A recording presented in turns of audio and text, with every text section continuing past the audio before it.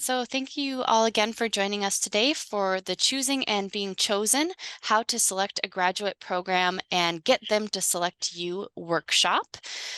We have a number of panelists today joining us.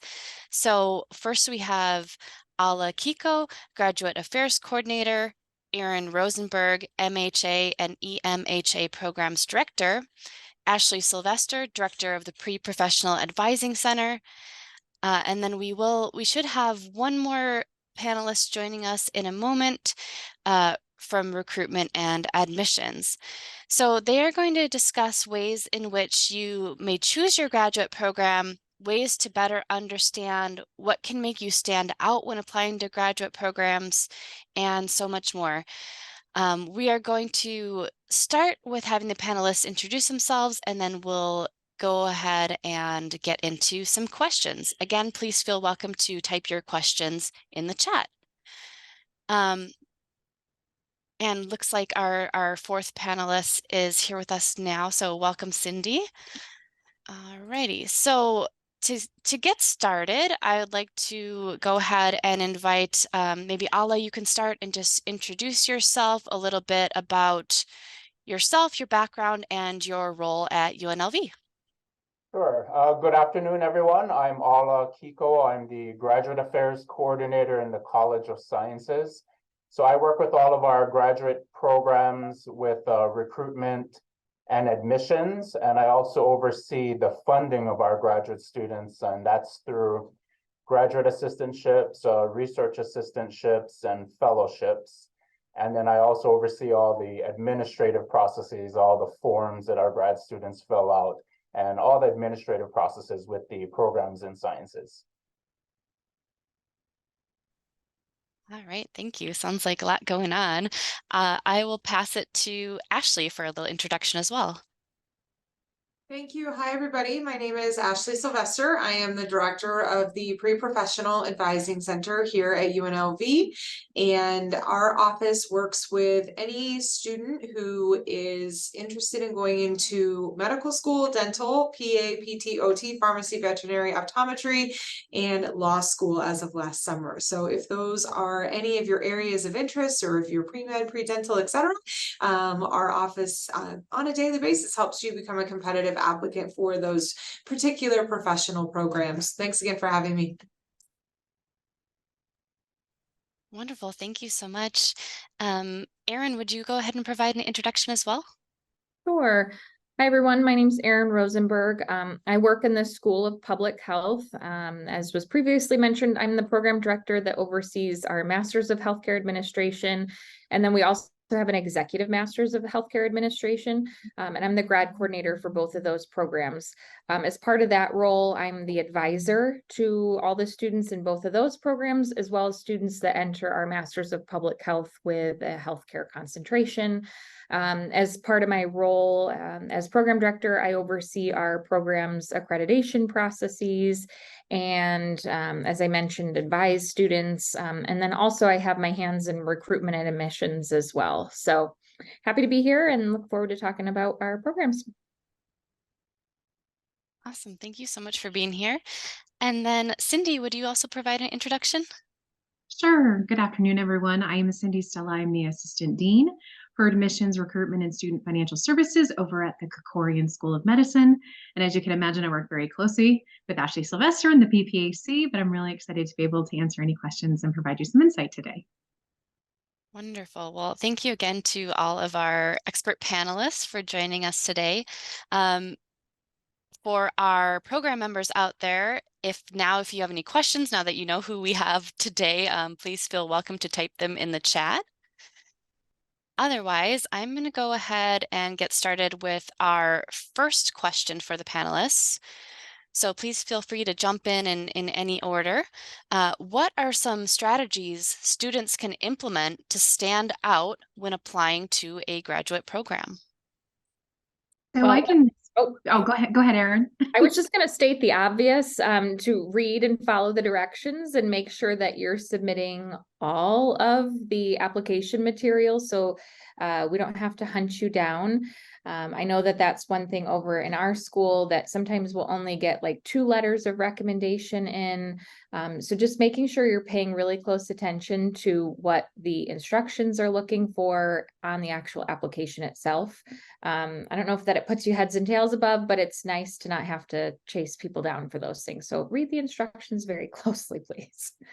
Yeah, I would say from a medical school perspective, definitely. The difficulty there is you'll apply to multiple schools and they'll all have different nuances.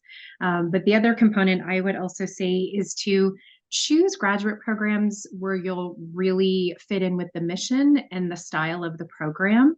There's over 1,500, I think, allopathic schools now across the country, and they're all different.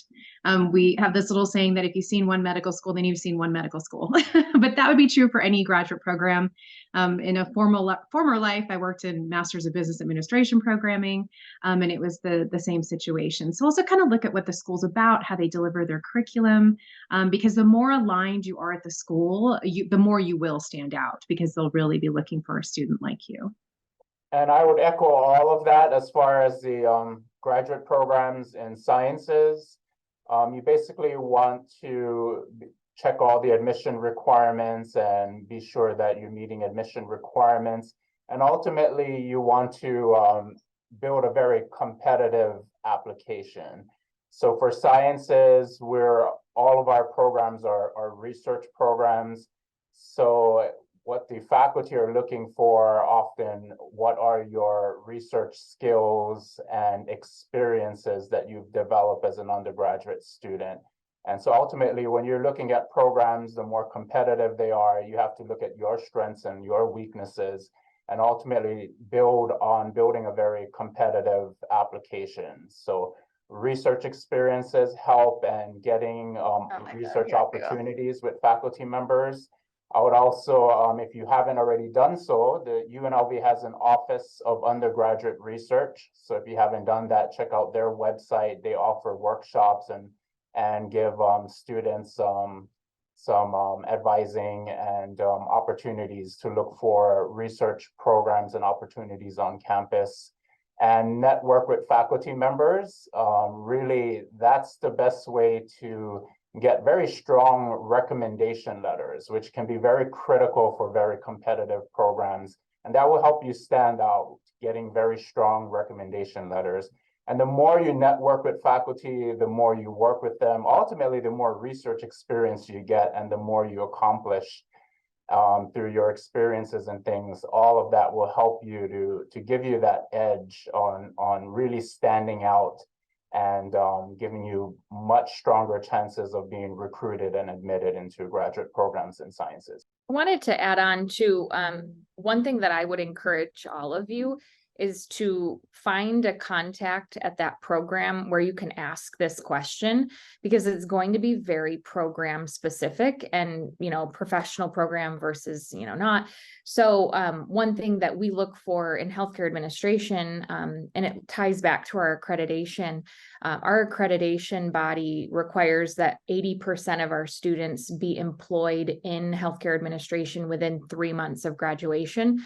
So one of the things that really stands out to me when I'm looking at an applicant is, are they already working in healthcare in some form or fashion? Because I know if you're already working in healthcare, you're going to be very easy to place. And you're probably going to get a promotion, which then you're going to be happy about. So for me, I'm really looking at, where are you working right now? I want to see on your resume, make sure it's updated. So as you can see, we're all going to have very different ideas of what makes an excellent candidate or somebody to really stand out for us. So I would just encourage you all to find a grad coordinator, a program director, a department chair, different schools that you're going to apply to, call them, program leadership, different names. So just find somebody that is going to be looking at or is on the application committee and ask them what stands out. What is your program looking for? Because it's going to be different depending on the program. So I was just going to say, from the professional school perspective, absolutely echo what all of my fellow panelists say. We have a lot of students who come in and say, what makes a dental student stand out, or how can I stand out as an OT or a PT, applicant? And I think it really comes down to what we're working on with our students is getting out of this checkbox mentality of like, well, if I do community service and I do clinical and I do this and I do this and I do this, and I've checked the box and I should stand out.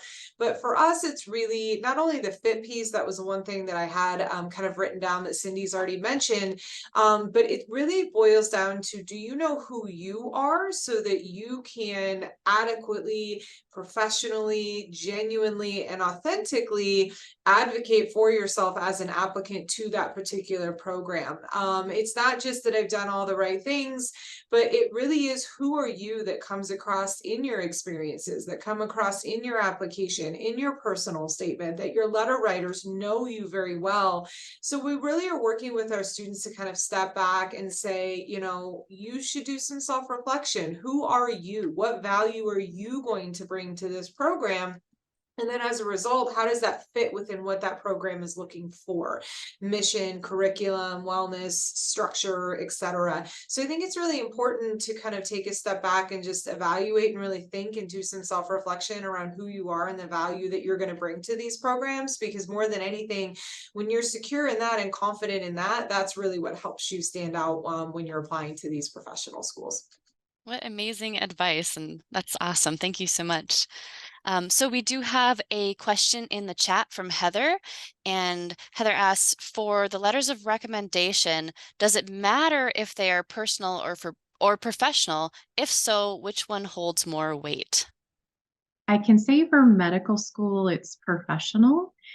So typically it's recommended to have like an educational letter from a faculty member who knows you well, have a clinical experience letter from someone that you worked with in the clinical setting, and a community service letter is also important here at UNLV. Now, other medical schools will also ask you to have potentially a letter related to research. Some medical schools may also want almost all academic-based type of letters. So that will be something that varies. But it definitely has to be somebody that you've had an experience with in one of your academic or any type of experiential realm that applies to the graduate program that you're looking to apply to. Yeah, I would echo that. We tell students really not to choose personal recommendations. Like, I've received one from someone's dad before. Don't do that. It really should be, you know, a faculty member, somebody you've worked with, maybe out in the professional setting. But yeah, not family or friends, I would say. The same with sciences. I would avoid personal recommendation letters. Certainly, you always want to go with your strengths, your strongest recommendation letters.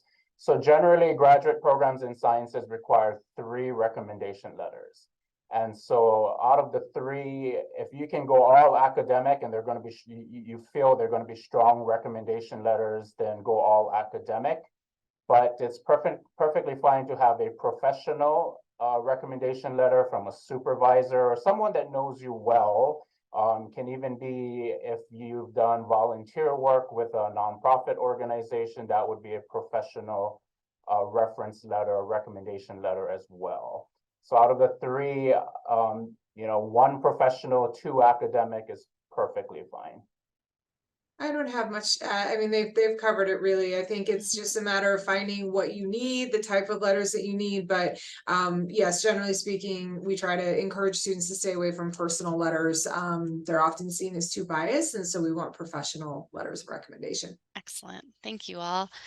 We do have another question in the chat from a program member. So this is a 2-part question.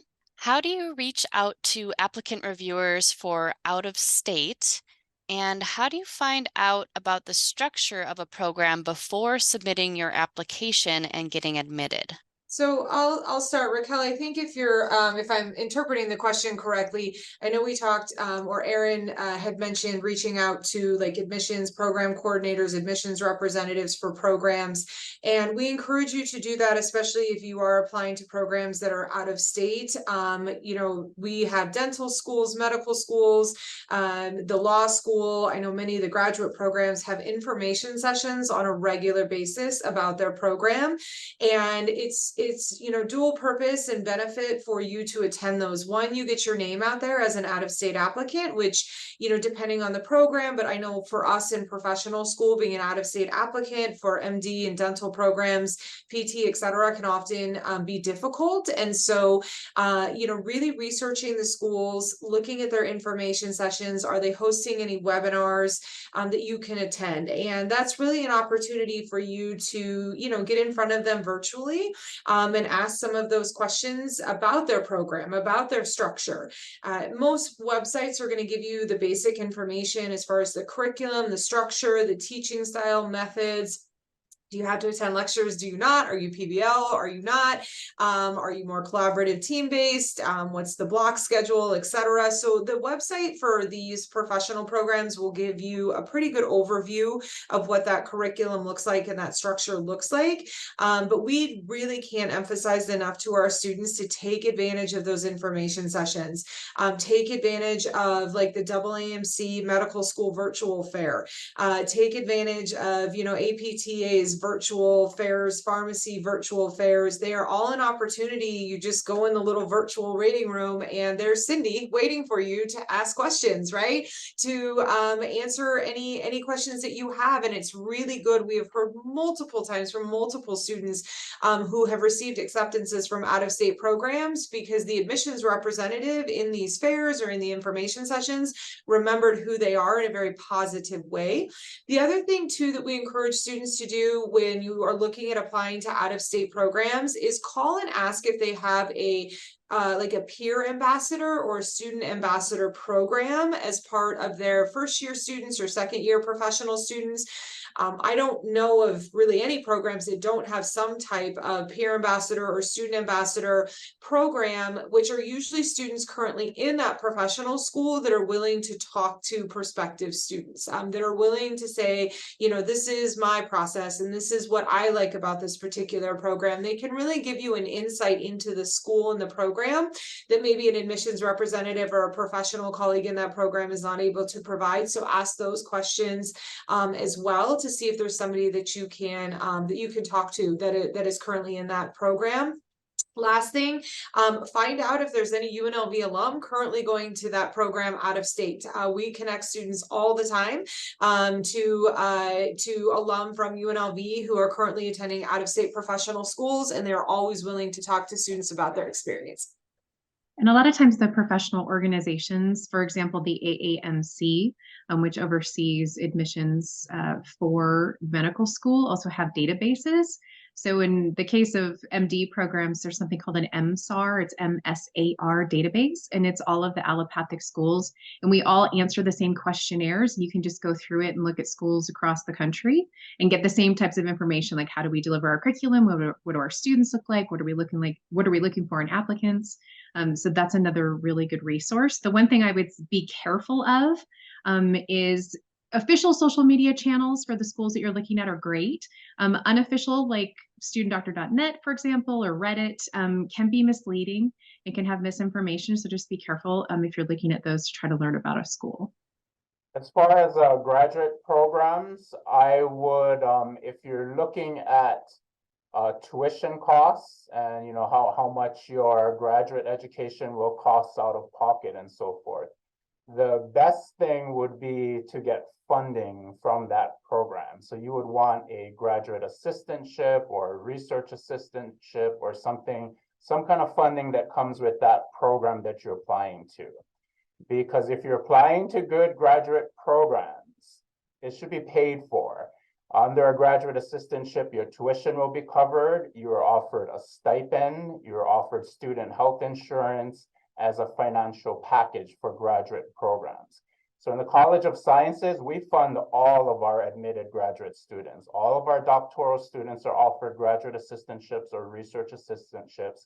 There are a few master's programs that we don't offer funding, but all of our doctoral programs, all admitted students are funded.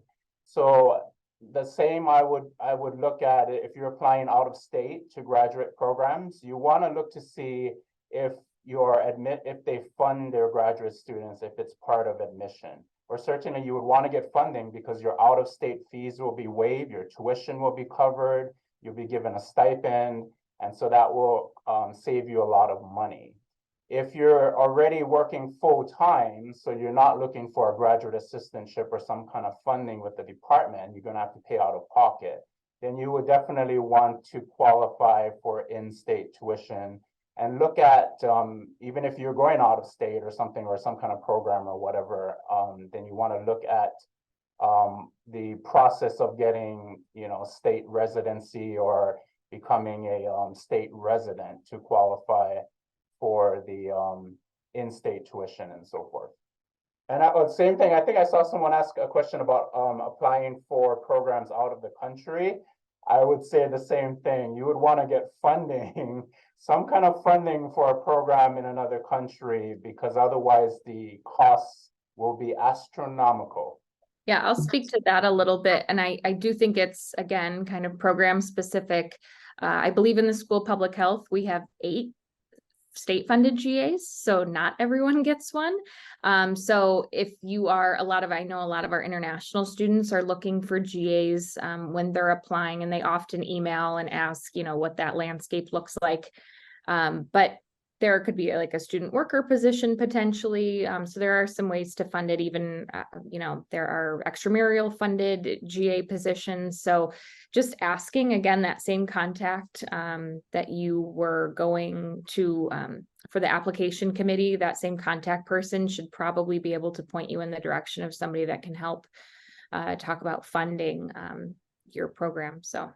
For out of country, the question that kind of piggybacks on looking at programs, medical school can be very difficult. If you go out of the country to then be able to get into residency and get licensed back in the US. So I wouldn't recommend it for medicine if you would like to be a physician in the US. So that would be my advice there. All right, thank you all. We've got a number of questions rolling in the chat here, so I'm going to pull my next one. Going back to letters of recommendation, is there a difference between professional and academic letters of recommendation? I know in medicine, we consider professional would be like your employer, if you were in the military, your experiences in a clinical setting or a community service setting. And then academic, we consider those to typically be from a faculty member who had you in a course or who you worked closely with on a research project, such as a PI. So it's kind of how we divide it in our office. And I know that that may vary from program to program. They may have little nuances there, but that's how we view it. Yeah, the same. I will echo that for sciences. Yeah, same for us. And they're both weighted the same, really. I don't give weight to one over the other as far as academic versus professional. All right, thank you. So this is kind of a potentially entertaining one to me. Heather asks, what are considered obnoxious behaviors that we should be mindful of when reaching out to programs? We could spend the rest of the day on this, I think. Oh gosh, I saw that question. I had to giggle a little bit too. No, Heather, I think it's a really great question, and I wish more students would ask what the etiquette is around, reaching out to programs. Because as I mentioned, my experience working here with, medical schools, dental schools, et cetera, across the country. I also work for UNR's medical school directly for admissions, and I can very genuinely say that, calling and not acting in a professional way, not putting a positive light around who you are as an applicant can have a detrimental effect on your application cycle. So I would say, the two big things that we hear all the time, especially around law school, medical school, et cetera, is professional communication. So when you are sending an email, make sure you are addressing it to the appropriate person, make sure you address to the appropriate title, if they are doctor or Mr., Mrs., Ms., et cetera. Triple check small things, sentence structure, grammar, right? Punctuation. Don't send emails like you are Snapchatting your friend, right? Or Instagram messaging your friend. These need to be very well written because that portrays that you care and that you're taking the time to make sure that you are putting your best foot forward. So really be careful with your written communication, verbal communication. If you're going to call, that can make a huge impact. But I think secondarily is the process of applying to professional school is a 14 to 15 month process, and it requires a ton of patience. And the worst thing you can do is call and pest and act entitled to some type of decision when the professional schools are not ready to be at that point in the cycle. And so I think practicing patience and not being somebody who's continually calling, asking for updates. Where are we? Why haven't you reviewed me?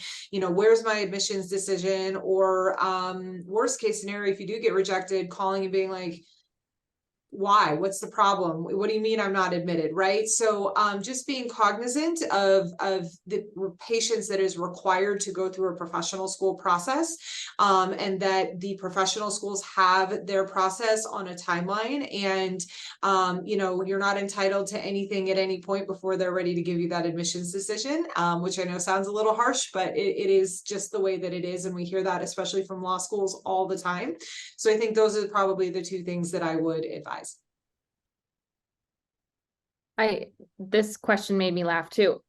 I got something yesterday that I thought was obnoxious. And I get it occasionally where someone won't greet me, won't put my name in there. They won't even tell me what program they're applying for. And I oversee multiple programs. So it's kind of like, then I've got to do some digging to even answer your question. But sometimes they'll send me a laundry list of questions, and I can tell they're just sending it to a ton of different programs. So that's why they're not addressing me. Sometimes they don't even put their own name in the close of the email. So sometimes it's hard to tell from your email what your name is.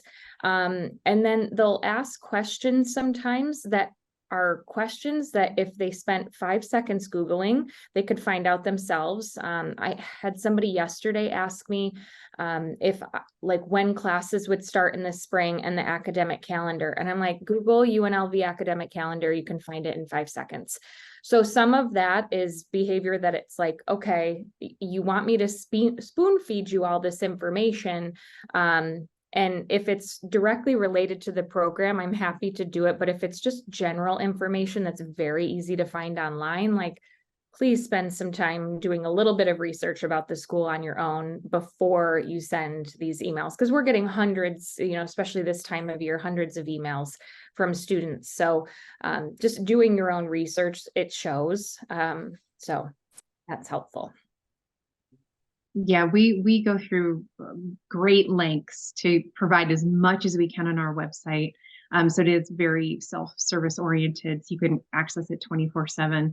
And similar, we receive hundreds of emails, and we're also in an active cycle with, you know, thousands of applicants at the same time that pre-applicants are pinging us. So there's a lot of email happening.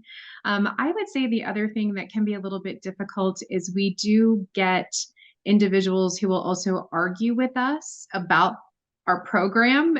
So they'll ask us a question, we'll give them the information, then they'll argue with us in email about the information. So definitely be mindful as to how you have a conversation.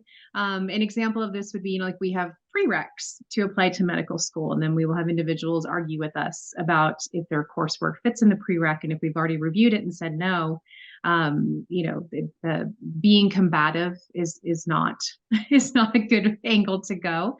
But it's okay to ask a question, you know, as to why or what kind of course should I take, or is there anything else that you see that could potentially be a substitution? Like, just be smart with those conversations, because we do want to help, but obviously we're having to do it on a very wide scale. The other thing would be to definitely pay attention to any posted calendars. And just realize that things are in process or things are coming up. We get a lot of questions where people are just like, what's the status? What's the status? What's the status? And we keep telling them it's under active review. It's under active review. It's under active review until you hear further. So I think that's part of also just looking at the website, looking at the information, and making sure you're connected with the deadlines and the systems for the schools that you're looking at.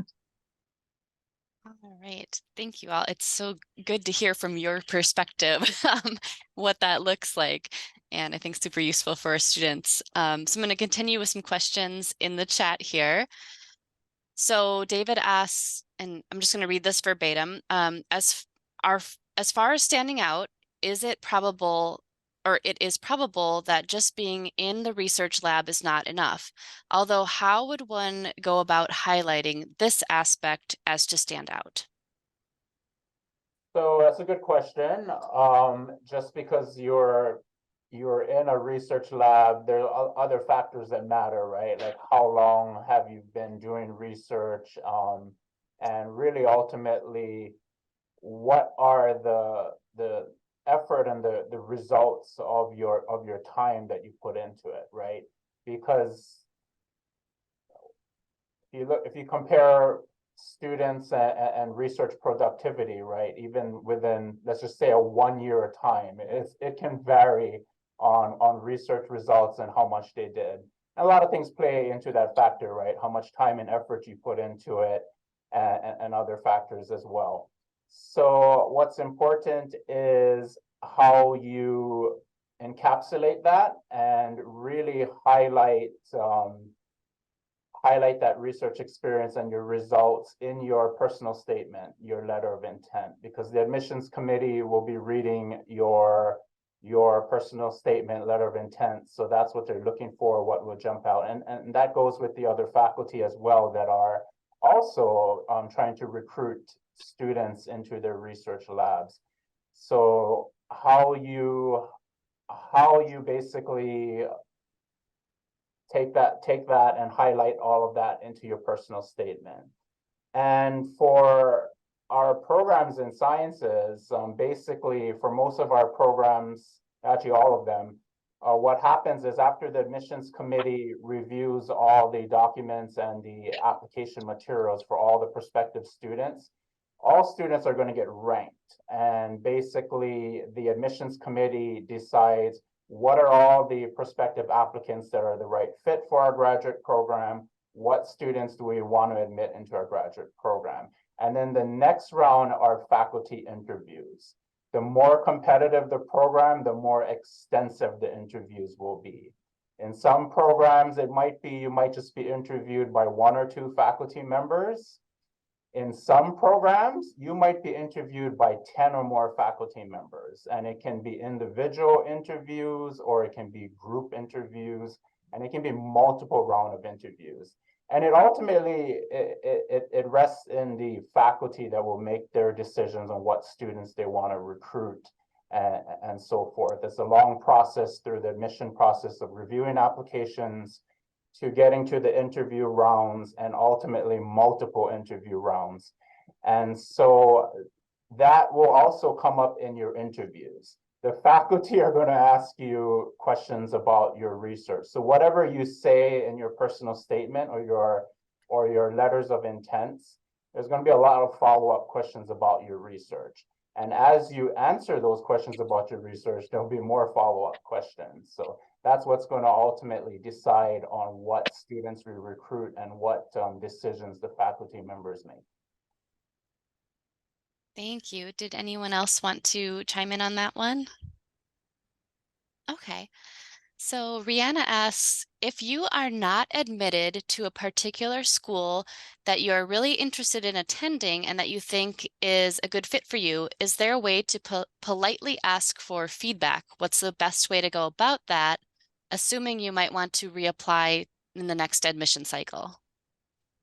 Yeah, I would say you could send the program director, grad coordinator, whoever it is, I would send them an email and just ask. There might be other ways that you could potentially, there might be some information you might want to have about before reapplying. One of the things that often is something that gets our students denied is maybe their GPA is below our threshold. And so one of the things I will encourage them to do is to apply as a non-degree seeking student, in which case then they can take a few courses in our program as a non-degree seeking student. And then if they get A's or B's and can prove that they can handle graduate level work, that way when they go ahead and apply again, usually they're able to get a letter of recommendation from one of the faculty in our program that they took a class with. And then that can be really helpful the next time that they apply. So I think it's worth it to just ask, and you might find out about some sort of program or mechanism or way that you could potentially make your second application stronger and get to know people in the meantime. So I would definitely encourage you to do that. For medical school, it will vary. Some schools will provide feedback, some won't. We do kind of a graduated system. If you are an applicant who interviewed, then we do provide a more robust opportunity for feedback. If you did not interview, we typically will just give you some feedback via email. And so we just encourage people to shoot us an email, and we just send them back a few notes. But some schools don't do that at all. So that is one of those, you might hear no as an answer, but at least you asked. Yeah, so if you're interested in reapplying for admission because you were denied admission, you can certainly follow up with either the graduate coordinator of the program. Depending on the program, there might be an admissions chair. If it's any graduate program in sciences, you can always contact or email me as well. And I'll follow up with the admissions committee or the graduate coordinator to let them know that you're interested in getting some feedback so you can get some information back. Yeah, we to kind of piggyback on what Cindy said, I think for professional schools across the realm of as far as what we advise for, we do have to unfortunately prepare students that you're probably going to get told no for feedback more than yes, unfortunately, not because schools or med schools or dental schools or PT schools want to, you know, not provide you with that. It's just they have so many applicants. And so, you know, when you're a PT program or a PA program that is getting, you know, 2,000, 3,000 applicants for a cohort of 100, unfortunately, there just isn't that time for those representatives from those programs to provide feedback to everybody who is denied admission.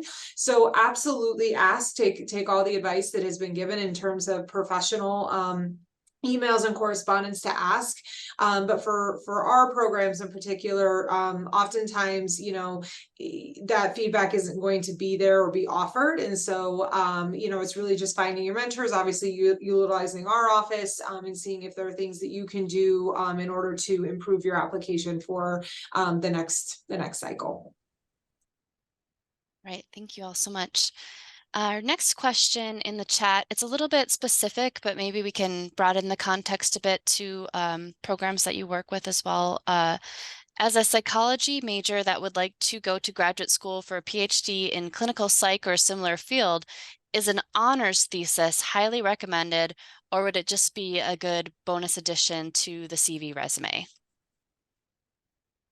I can broaden it a little bit to healthcare administration, but in our MHA program, if I have a student that comes in and they have ambitions of going on to get a PhD because they want to teach or do research, I tell them, I generally will steer them down our thesis subplan. So in our subplan, students have 3 different options, or in our program, students have 3 different options for culminating experiences. And the thesis is one of them. And so you're going to take research methods and a biostatistics course that I know PhD programs are looking for. So in our master's degree program, yes, we steer them down the thesis. I'm not sure if you're talking, you know, I'm not exactly sure in clinical psychology, but I'll speak for our programs. Medical school would be a little bit different. So if you were a psychology major who was looking to become a psychiatrist, so an MD, it actually really wouldn't factor in that much at all, because the application to medical school to go that route is kind of so prescribed. And so, I mean, you could list it as an experience that you did an honors thesis, but we wouldn't read it. It wouldn't be applicable on our side of the house.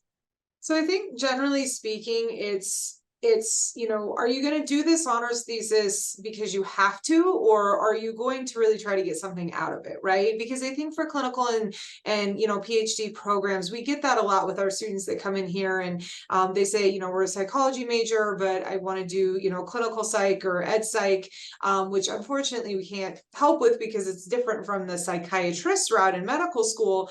But, you know, I think it's, again, like other experiences, it's, you know, are you going to put in, you know, the effort, right? And what are you getting out of doing that honors thesis? I think there's a lot of positives from the honors thesis that we have seen and that we know students do, that when reflected upon and talked about as far as what they learned from it, attributes that have grown as a result of being a part of the process of writing an honors thesis.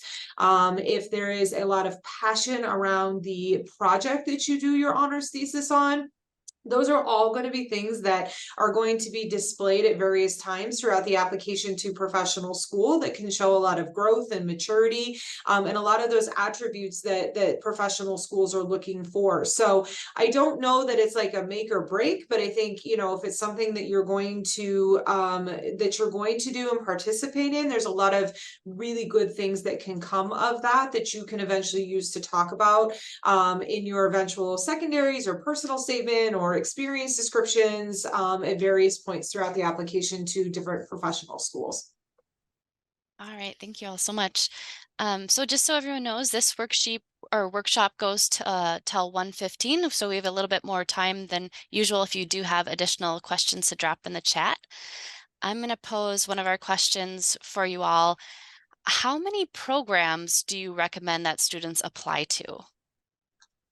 That's a good question. I think sadly the answer is how much money do you have? No, I'm just kidding. It is expensive. So you want to be mindful about it.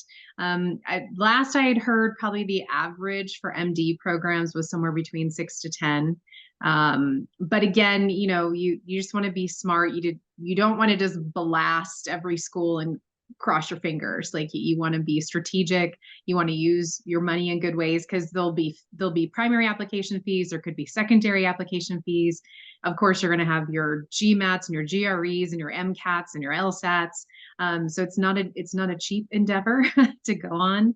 But it's going to depend on also what you're targeting. Medical school is very different. So for example, this year, right now I have over 1,700 applications. We interview 300, we seat 66. But the math is going to be different than the programs that other people on the panel here work with. So that kind of will play into it as well. As for graduate programs, that ultimately will decide on what you're looking for, how competitive of an applicant you are. So you really have to self-reflect on your strengths, your weaknesses, and look at your overall application process, right? Your CV, your resume, what are your strengths and weaknesses? And ultimately, it relies ultimately on you on location as well. Are you willing to relocate out of Las Vegas, and where? There's probably places that you can or cannot or not willing to move to. So you have to be strategic on what schools and programs and universities you pick. And ultimately, it's going to decide on how competitive those programs are. If you're looking at Ivy League and you're looking at all the big, best research graduate programs out there, Ivy League and the best of the best programs, they're highly, highly, highly competitive. So that ultimately is going to all decide on you, on how well of a competitive applicant you are, how well you're going to do on your interviews throughout that whole process. And I would be very strategic as well. Even if you are very, very well accomplished and you check all the boxes and you're being told by a lot of faculty and people that you are very competitive, it's a slam dunk everywhere, you know, you still should always, I always say, cast your net wide no matter what. You should always set your goals high to the best programs and schools you want to apply to, but also be cognizant that, you know what, you should have a few backup schools, no matter what, just in case it doesn't work out. And then you have some backup programs that are less competitive in nature. Cast your net wide, and you just have to ultimately be strategic on all of those things. But ultimately, you'll have to consider all of those things, where you want to go, location, and how competitive programs are, and then also how competitive you are as a prospective graduate applicant as well. All right, thank you all. So I received another question here. Wondering if you have any recommendations for how to format a CV. Is there an important process or, you know, standards that you have to follow in your different programs? I think there are CVs that might be appropriate for a very artistic, like dance or an arts program that would probably be very different than the programs we're up here talking about today, which are more professional programs. And so I think those are, you know, there's a ton of templates online, but you know, keep the flowery colors and keep all of that off there, black and white, just keep it professional looking. But again, that's going to be program specific. Medicine, we actually don't take CV or resume. You'll actually input that all into a standardized national application. So, a little bit different. Yeah, for most of our health related professional programs, your experiences as you list on your application is your resume. There are a few in other tracks that will ask for a resume or a CV. We have a pretty basic like health related one, but it's few and far between that they ask for a very specific resume. Most of it is your experiences as you input with your description and your hours and things on your professional school application is going to act as your resume. The one differing area that we advise for is law school, in which they will ask for a resume or CV. And so that is one that we can work with you, career services can work with you, because I do think there's a very different formatting and a very different look than a job resume in terms of your relevant work experience and what you're putting right at the top, the way you list your education, the way you list your other like community service and leadership, internship experiences, and then of course the way that you talk about them in your bullet points, etc. So that would be one that, yes, it's going to be required to upload into your CAS application for law school. And so we would encourage you to work with our offices and with career services to just ensure that the way that you're presenting that is very relevant to you being an applicant to law school and not having traditional things like an objective. I want to get into law school, right? We know that. So there's a little bit of different formatting with those that we're happy to help with and that career services can help with as well. All right, thank you all so much. Another question in the chat. Are extracurricular activities during undergraduate important on applications for grad school? Is there such a thing as too many extracurricular activities? Technically, yes, at least in our realm. We look for longitudinal experiences. So for example, like community service is very important for the UNLV's med school. And so if you did just like a couple weekends with Habitat for Humanity and then you never were involved with them again, that doesn't really mean much to us. So like stacking like all these little micro experiences really wouldn't be beneficial. We're looking for someone who may have spent a year, you know, maybe once or twice a month or, you know, as much as they could with Habitat for Humanity, for example. So for us at the medical school, we want someone who I guess doesn't jump around a lot. Now, if you're extracurriculars you've been involved with for years and you just happen to be really good at time management, and you were able to do a club and a community service and tutoring and, you know, all the things, and you kind of just kept it up for a good amount of time, that was a meaningful experience, meaningful being the most operable word there, then that's okay. I know from a medical school perspective too, and this probably doesn't apply to all different graduate studies, but there's a big national conversation too about, do you list hobbies? And that can be another one where it's kind of like, well, maybe one, but don't go too crazy with like 5. So I know Ashley advises on that quite a bit, but try to pick things that are meaningful for us too. You know, if your GPA is a little bit lower or your standardized test that you had to take to apply is a little bit lower than, and you've got just all these random experiences, then there's also kind of a notion of maybe you weren't focused on what was most important, which was your academic success to be able to be successful in a graduate school curriculum. So you may also have to retool and start to show some, you know, maybe post-baccalaureate work that you were rededicated to your studies and you kind of drew back some of the experiences that were interrupting that. So that could be also something to consider depending on if you're having a gap year, for example, prior to applying. Yeah, I mean, generally speaking, for professional school, minus law school, but all of our health related ones, you know, we tell students, if you have a perfect DAT or a perfect GRE and a 4.0, but you've never stepped foot in a clinic, you're not getting accepted to professional school across the board, period. It's just not going to happen. So experiences are absolutely necessary for all of the tracks that we advise for. Law school, yes, there is a little bit of truth to LSAT and GPA and the weight that is put on that, but they also are very holistic in their admissions. They want to see internships. They want to see involvement on campus. They want to see leadership, right? And so your experiences, because a lot of times you don't get to upload a resume, that is your story and that is your way to show your professional school admissions committees your dedication, your understanding who you are, again, as I mentioned earlier, that value that you're going to bring. So across the board, absolutely, experiences can make or break your application for a professional school. And yes, there can be too many experiences. So AMCAS will limit you to 15, but others you can put as many as you want, but it doesn't mean that you should. And so you should refine what you are presenting to your admissions committee through your application. Not everything needs to go on there, right? And yes, hobbies is one of those things.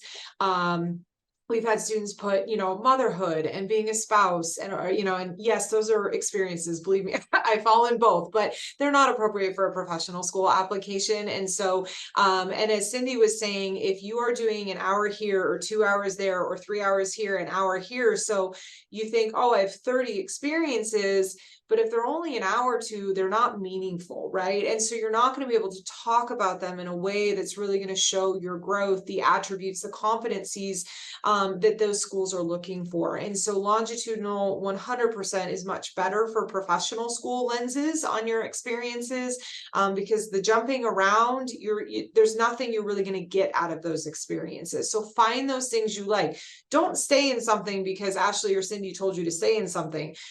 Find things you like, but once you're there, commit yourself to those experiences over a longitudinal period of time. Yeah, I would echo all of that. And yeah, definitely quality over quantity, longitudinal, it shows, rather than having 5+ short extracurricular activities and things. So quality over quantity. And ultimately, it's going to depend on the graduate program specific that you are applying to. As far as for sciences, you want to pick and choose organizations that are science related, research related, things that you can highlight in your personal statement or your letter of intent. That's going to be a good conversation or talking point, perhaps in an interview. So it should be relevant, something that's a strength that you can use or when interviewed to talk about an organization or an extracurricular activity that's related to sciences and how it relates to that graduate program. So it's going to vary depending on the grad programs that you're looking into and how much, but ultimately you'll have to make that decision on how can you use it as a strength in an interview process if you're including that on your resume or your CV. All right, we have some very specific follow-ups, so if we could just touch on them. Ashley, for law school applications, could you, I know you talked about this a little bit, could you share again the resources to help with the CV resume aspect of that? Oops, there we go, unmute. So absolutely, the combination of career services and our office will get you the help that you need in terms of formatting your resume or your CV. So I would encourage you to visit with your pre-law advisor in the PPAC, and then as well as the Career Center has dedicated professionals to help with the development of that as well. Thank you. And then 2 specific questions about the medical school applications, Cindy. So for medical school applications, is there a minimum amount of extracurriculars or experiences that you should have on the application? For instance, is 2 years of volunteering in a clinical setting, a couple months of shadowing, and a hobby or combined hobbies enough? It would depend on the quality. We don't do minimum hours. I know we get this question a lot, like, what's the bare amount of, bottom level of hours? The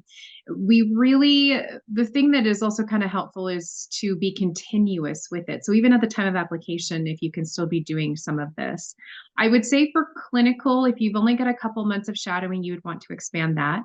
UNLV clinical experience and community service are kind of the top 2 experiences. Now at other schools, research is going to stack on top of that. For us, research, if you have it, great. If you don't, it doesn't count against you. Leadership is another one. That's, student clubs and orgs. If you're a traditional student, non-traditional students typically have work experience. It's a little bit different. So I would say when it comes to the clinical, a couple months of shadowing is a great start. I would say jump into scribing. Scribing is going to pay you, which will be wonderful, but it also gives you an opportunity to get a lot of hours, especially if you do it for 6 months, a year, and it will just give you more that you'll be able to talk about in an interview. Community service, we definitely like to see that just be continuous. So at the time of application, if you're still in community service, that's really beneficial. Hobby, I'd be careful. The UNLV admissions committee is not a big fan of hobbies. I know that some other schools recommend listing maybe just one to show that you have a balance of, that work-life study balance. But as Ashley mentioned, you only get 15 experience slots. And so you want to use those, as judiciously as possible. If you've got kind of, other things, paid employment, you'll want to put those in there as well. So, but I would say keep going. I think all of what you've listed is a great start, but keep going with that. Yeah, absolutely. Piggybacking on that, I would say, if this is what you have in volunteering in a clinical setting and the shadowing and a hobby, those are good starts in those areas. But if you don't have anything else, if there's no identifiable leadership, if there's no community service hours, if you haven't been involved on campus, if there's no research, then I would say you need more. So I think in the areas that you've expressed, you have a great start. But if that would be like the only 3 things you have to put on your experiences, then I would say you need more. You need diversity, you need other areas, especially as Cindy said, community service. So, obviously shameless plug for my office. It also, come in and talk to us. Let's, review exactly what you have on your experiences. And I would also say too, this could be great and a fantastic start to everything, but obviously, as you know, it's not the whole part of the application. So it totally could be enough with your experiences. But again, we want to review MCAT, GPA, personal statement, letters of recommendations, your descriptions, all of that. So, yeah, again, shameless plug, come see us. We'll let you know. Love the plug. Please take advantage of your resources. There are so many on campus here. Another medical school follow-up question. So Cindy, you had mentioned working as a scribe can be helpful. This person says, I worked as a medical scribe, but it was online. Would that work for clinical setting or only as shadowing? The virtual telemedicine is a little tough. So the definition for us of a clinical experience is being with a physician who is seeing patients. So if you were doing true telemedicine, where you were literally with the physician who is seeing patients in a telehealth setting, that could be okay. But the admissions committee is going to ask, well, why don't you go into an in-person setting? Because like a lot of the pandemic restrictions have been lifted. So if you can find an opportunity to go in person, I would try to add it. And especially if your telemedicine scribing may have been during the pandemic. And of course, that's all kind of died down. Not that telemedicine's not still a thing. So if you can find an in-person opportunity, it would be helpful. Thank you. Okay, so broadening back up again, how do you all view applicants who have an audit course on their transcript? Would this affect chances of getting accepted? As for graduate programs, certainly in sciences, that doesn't matter. Having an audit or even withdrawing from courses, that's much better than an F. So I wouldn't worry about an audit or withdrawal. But I think it's important to look at the broad picture here when our faculty and admissions committees are reviewing transcripts. It really they're looking for patterns. So if you have a withdrawal or an audit or even a few through your undergraduate career, there's nothing wrong with that. Having a few withdrawal classes or even an audit. If you have a withdrawal or audit every single semester, that's going to be a red flag, because certainly an admissions committee is going to be like, what? Look at the transcripts. Why is there always a drop class, a withdrawal class, an audit course? Because then the admissions committee, like I said, it could be a red flag.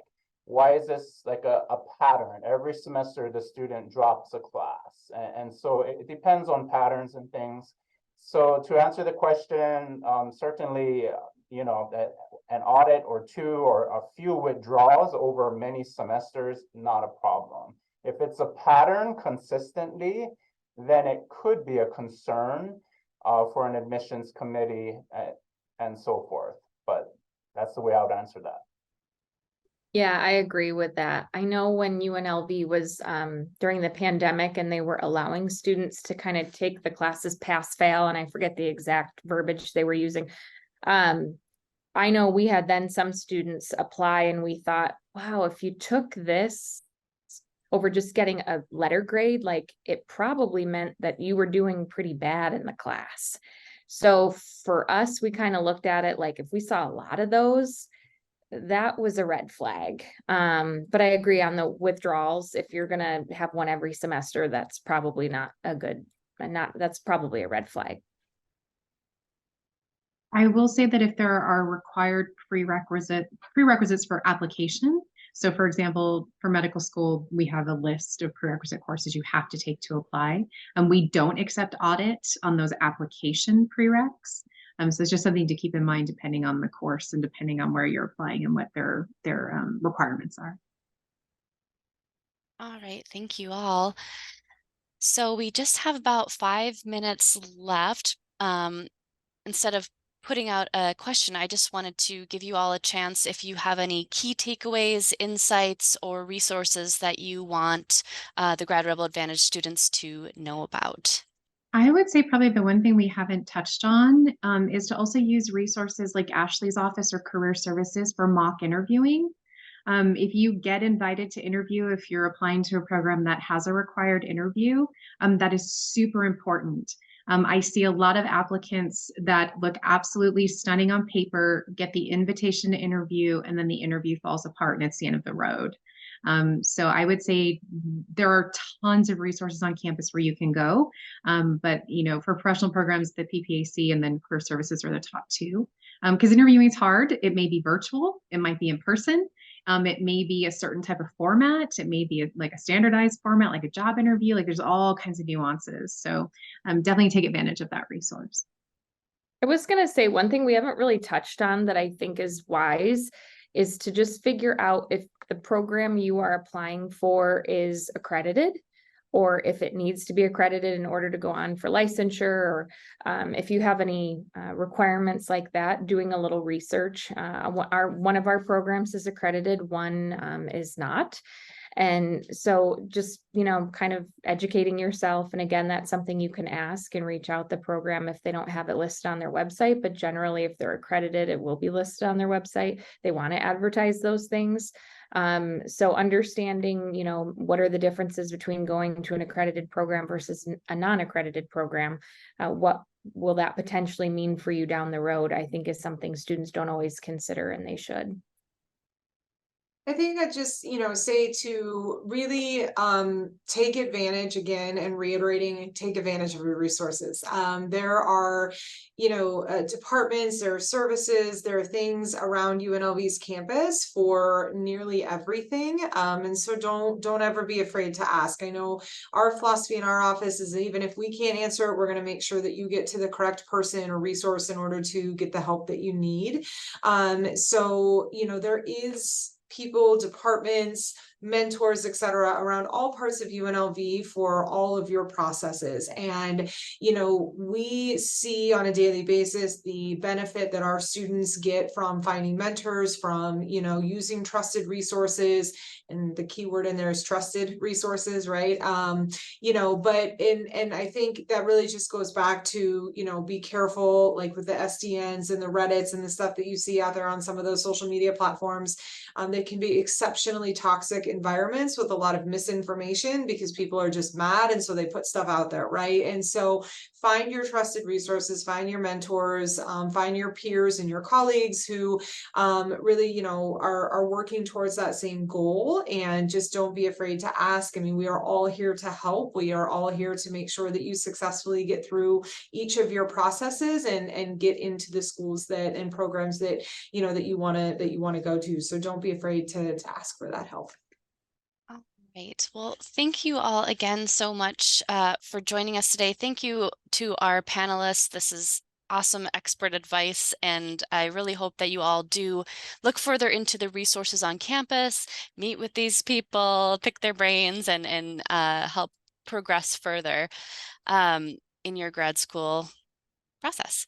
So I am dropping a workshop feedback survey link in the chat here. If you would please just take a few moments to give us your opinions. We definitely use these to inform future content. Otherwise, thank you all so much again for being here, and I hope you have a great rest of your day. Thanks. Take care. Bye.